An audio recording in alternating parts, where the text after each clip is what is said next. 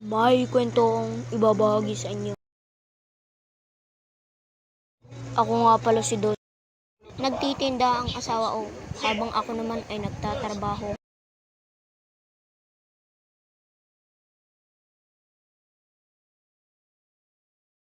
May katabing tindahan ang tindahan ng asawa ko. Si Nanay Doring. Pinagkakamalang aswang si Nanay Doring dahil sa peklat niya.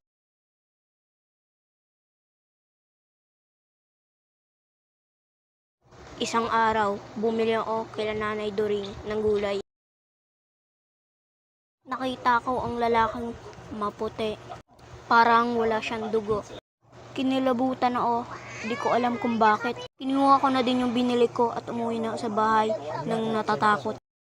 Nakita ko ang sama ng tingin niya sa akin, parang papatayin niya ako. Umuwi na ako ng bahay noon. Kinain na namin yung dala ko. At nang matutulog na kami, ay biglang sumakit ang tiyan namin. Dalas-dali kami pumunta sa CR at agad nilabas ang kinain. Nagulat kami.